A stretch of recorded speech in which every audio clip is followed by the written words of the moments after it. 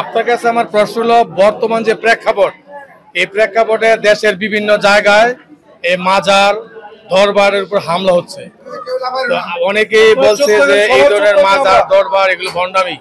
পাশাপাশি আপনারা যে ঈদে মিলাদুন্নবী আজকে পালন করছেন, অনেক মুফতি সাহেবেরা, অনেক আলেম সাহেবেরা বিভিন্ন জায়গায় ওয়াজ করে যে ঈদে মিলাদুন্নবী বলতে কিছু নাই। ঈদ হচ্ছে দুইটা, একটা হলো কুরবানির ঈদ আর একটা হলো রোজার ঈদ। ঈদে মিলাদুন্নবী বলতে কোনো কিছু নাই। এই ব্যাপারে মুফতি হিসাবে আজকে যে অনুষ্ঠানে আপনি নেতৃত্ব দিলেন, আপনার পরিচয় দিয়ে আপনি এই ব্যাপারে ব্যাখ্যা করুন। আসসালামু আলাইকুম ওয়া রাহমাতুল্লাহ। আলহামদুলিল্লাহ আলামিন, আসসালাতু ওয়াসসালামু আলা আশরাফিল আমবিয়া ওয়াল মুরসালিন ওয়া আলা আলিহি ওয়া আসহাবিহি আজমাইন। সম্মানিত উপস্থিতি, আজকে আমাদের ২৫০০ থানার সময় সংবাদ কর্তৃক সাংবাদিক ভাই আসছেন, আমাদের কাছ থেকে জানতে চেয়েছেন আমরা যে ঈদ মিলাদুন্নবীকে সে সম্পর্কে। আমি হাফেজ মাওলানা সাইফুল ইসলাম মুখতার, প্রতিষ্ঠাতা নূরে মদিনা সুন্নি মাদ্রাসা এবং বাইতুন নূর জামে মসজিদের সম্মানিত খতিব। আজকে আমরা ঈদ মিলাদুন্নবী পালন করছি। এই সম্পর্কে আল্লাহ তাআলা পবিত্র কালামে ইরশাদ করেছেন সমস্ত নবী এবং রাসূলদেরকে নিয়ে, ওয়া ইযা আখাযাল্লাহু মিসাকান নাবিয়িনা লামা আতাইতুকুম মিন কিতাবি ওয়া হিকমা সুম্মা জাআকুম রাসূলুম মুসাদ্দিকান লিমা মাআকুম। অনেক লম্বা আলোচনা, সংক্ষিপ্ত করে বলছি। আল্লাহ পাক সমস্ত নবী এবং রাসূলদেরকে নিয়ে একটি মাহফিল করেছেন। সেটা হলো যে আমি তোমাদেরকে জগতে পাঠাবো নবী এবং রাসূল করে, এবং তোমাদের মাঝে আমার হাবিবকে পাঠাবো, তোমরা ঈমান আনবে এবং নবীকে সাহায্য করবে, নবীর কার্যকলাপগুলো তোমরা জগতে প্রচার করবে। এভাবে লম্বা আলোচনা আসছে। পাশাপাশি ঈদ মিলাদুন্নবী উদযাপনের ব্যাপারে কোরআনুল কারীম আল্লাহ বলছেন, কুল হাবিব আপনি বলেন, বিফাদলিল্লাহি ওয়া বিরহমাতিহি ফাবিযালিকা ফালইফরাহু। যখনই হাবিব আপনার উম্মতেরা বলে দিন, তারা যখন আমার পক্ষ থেকে কোনো ফজল নিয়ামত পায়, তাহলে তারা যেন সেই নিয়ামত খুশি উদযাপন করে, খুশি হয়। এই পৃথিবীতে আল্লাহ পাক যখন আমাদেরকে ছেলে মেয়ে নাতনি দেয়, তখন আমরা খুশি হই, বিয়ের বাড়িতে মিষ্টি নিয়ে যাই, গাড়ি ভাড়া করি। এই যদি হয় আল্লাহর হাবিব রাহমাতুল আলামিন, যিনি না হলে কিছু হতো না। আল্লাহ বলছেন, ওমা আরসালনাকা ইল্লা রাহমাতুল আলামিন। গোটা সৃষ্টি জগতের জন্য আল্লাহ হচ্ছে রব্বুল আলামিন। যতটুকু জায়গা জুড়ে আল্লাহর রব, ততটুকু জায়গা জুড়ে আমার নবী রহমত। জোরে বলেন সুবহানাল্লাহ। সেই নবীর আগমনে আমরা খুশি উদযাপন করেছি আজকে মিলাদুন্নবী মাহফিল, অর্থাৎ আজকে আমরা মিলাদের জশ্নে জুলুস করেছি। এই জশ্নে জুলুসের অনেক ভাইয়েরা অপব্যাখ্যা করে থাকেন।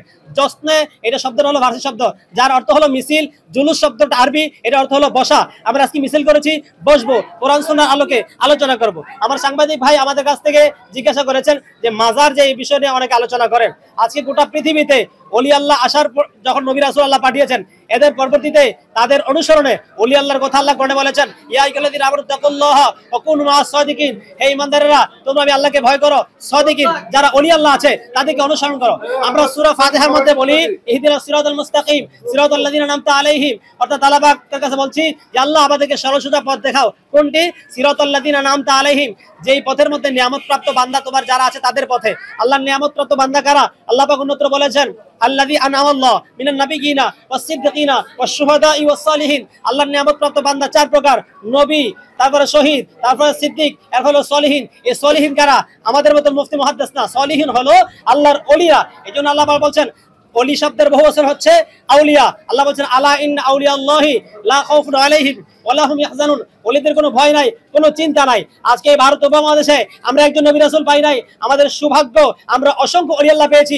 শাহজালাল শাহবানী আমনি সহ এই দেশে ৩৬০ আউলিয়া এসেছেন, অনেক ওলি আল্লাহ আছে। এই ওলি আল্লাহদের মাজার রক্ষা করতে হবে। আল্লাহ বলছেন, ইন্না রাহমাতুল্লাহি করিবুম মিনাল মুহসিনিন। আমি তোমাদেরকে রহমত দেই, সে রহমত নবী আর রহমত পাবা আমার ওলিদের কাছে গেলে। জোরে বলুন সুবহানাল্লাহ। আল্লাহর ওলিদের কাছে গেলে শান্তি পাওয়া যায় কিনা? যদি এই ওলি আল্লাহর নামে কোন ভণ্ড, কোন কুসংস্কার, কোথাও যদি গামছা খেতা সাজিয়ে গায়বী মাজার করে এবং সেখানে সেজদা দেয়, সেটা আমরা প্রতিহত করতে চাই কি চাই না? সেটা আইন আছে, রাষ্ট্র আছে, কর্তৃপক্ষ আছে, মাজার কর্তৃপক্ষ। আমরা তাদেরকে বলবো তারা যেন কুসংস্কার থেকে বেরিয়ে আসে। কারণ মাজারে সেজদা দেওয়া শিরক, আল্লাহ ছাড়া কাউকে সেজদা দেওয়া যায় না। তবে মাথা যদি উকুন হয়, যেমনি করে মাথা কেটে ফেলা দেওয়া যায় না, ঠিক তেমনি ভাবে আল্লাহর ওলিদেরকে ভেঙে চুরে চুরমার করা যাবে না। কারণ ওলি আল্লাহদের মাথা রক্ষা করতে হবে। যদি উকুন হয়, উকুন যেমনি করে মাথা থেকে বাঁচতে হয়। যেখানে অশ্লীল হয়, আপনার বেপরদা হয়, যেখানে নারীদের অবাধ মেলামেশা হয়, যেখানে গাঁজা, ইয়াবা, অর্থাৎ যেগুলো মানুষকে ক্ষতির দিকে না যায়, আমাদের যুবকদেরকে ইনভাইট করে বিভ্রান্ত করে, এগুলো থেকে বিরত থাকার জন্য যুব সমাজকে অবশ্যই আমরা এই মাজারকে রক্ষা করব এবং খারাপগুলোকে আমরা বিরত রাখার জন্য চেষ্টা করব। যে সমস্ত মাজার কর্তৃপক্ষ আছে, আমরা মাজার মহব্বত করি, আমরা মাজার জিয়ারত করি, যে জিয়ারতের ব্যাপারে রাসূল বলছেন, কুনতু নাহাইতুকুম আন জিয়ারাতিল কুবুরি আলা ফাজুরুহা ফাইন্নাহা তুযাক্কিরুল আখিরা। আমি তোমাদেরকে কবর জিয়ারত করতে নিষেধ করেছিলাম, এখন থেকে তোমরা কবর জিয়ারত করবে। কারণ এর দ্বারা কবরে গেলে আখিরাতের কথা স্মরণ হয়, কিয়ামতের কথা স্মরণ হয়, মনটা নরম হয়। জোরে বলেন। আমরা বাসা বাড়িতে থেকে যখন নবীকে আল্লাহর কাছে কিছু চাই, তার থেকে কবরের পারে গেলে কি মনটা নরম হয় কিনা? এই জন্য কবর জিয়ারত করা যাবে। কবরে পূজা করা নিয়ে যে সমস্ত ভাইরা বক্তব্য দেয় যে পূজা, ইসলামে পূজা বলতে কোনো ধর্ম নাই, একমাত্র বিধর্মী যারা তারাই পূজা করে, মুসলমানরা জিয়ারত করবে, এটি আমরা চাই কিনা? কিন্তু এই জিয়ারতকে কখনো মিস করা যাবে না, এই জিয়ারত থেকে বিরত হওয়া যাবে না। আমার ভাই সাংবাদিক ভাই জানতে চেয়েছেন, আজকে আমার আলেম ভাইদের মধ্যে বিভ্রান্ত, আজকে গোটা পৃথিবীর মানুষ মুসলমান জর্জরিত, একটাই কারণ মুসলমান নবীজির আদর্শ থেকে বেরিয়ে গেছেন, ওলি আল্লাহদের সহবত থেকে বেরিয়ে গেছেন। একটি কুচক্র মহল আছে যে সমস্ত ভাইরা না বুঝে কোরআন সুন্নাহর অপব্যাখ্যা করে মানুষকে ডাইভার্ট করছেন। আজকে আমরা মিলাদুন নবী করেছি, জুলুস করেছি, এখানে নাচ গান হয়েছে ভাই নাই? সাংবাদিক ভাই সাক্ষী আছেন এবং আজকে মিডিয়া, অনেক মিডিয়া আছে আমাদের মাঝে, এই মিডিয়ারা জানেন যে এখানে নবীজির দুরুদ সালাম হয়েছে, নবীর আগমন মারহাবা।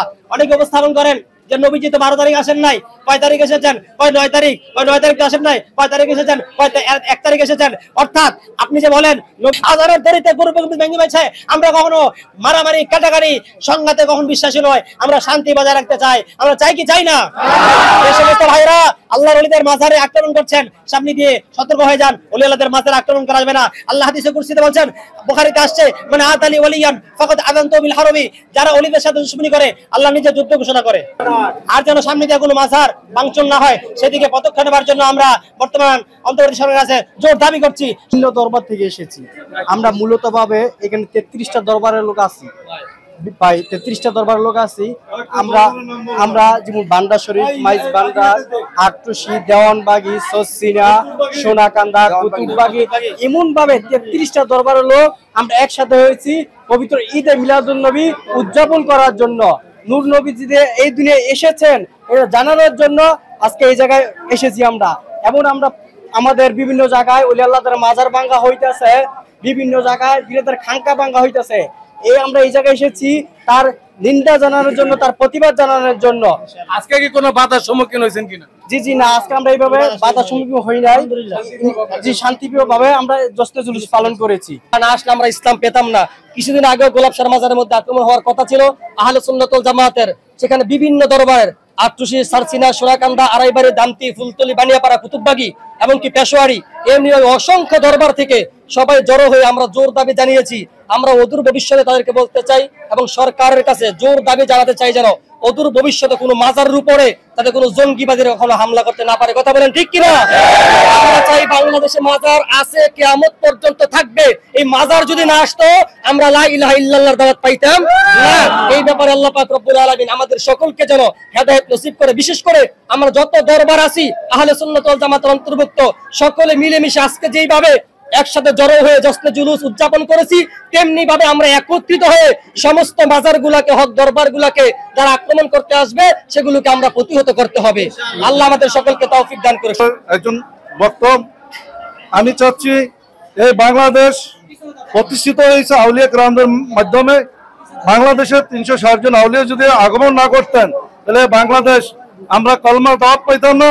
সিলেটের সর্বপ্রথম আগমন হয়েছে 360 জন আউলিয়ার। সিলেটের প্রথম নাম ছিল শ্রীহট্ট, কাফের দ্বারা নামকরণ করেছে শ্রীহট্ট। 360 জন আউলিয়ার মাধ্যমে সিলেটের নাম করা হয়েছে সিলহেট। এই সিলহেট থেকে আমরা ইসলাম প্রচার পেয়েছি, গোটা বাংলাদেশে আমরা কালেমার দাওয়াত প্রতিষ্ঠিত করতে পেরেছি। যদি আউলিয়া কেরামদের মাজারে অতি উৎসাহী লোক যারা অশ্লীলতা করে, সমাজ বিরোধী কাজ করে, আমরা অবশ্যই তাদের বিচার চাই। সরকারের কাছে আমরা আহ্বান করব, যারা আউলিয়া কেরামদের মাজারে অশ্লীলতা করে, গাঁজা খায়, নারী ব্যবসায়ী করে, বিভিন্ন অশ্লীল কাজে তারা নিযুক্ত থাকে, আমরা অবশ্যই বিচার চাই সরকারের কাছে।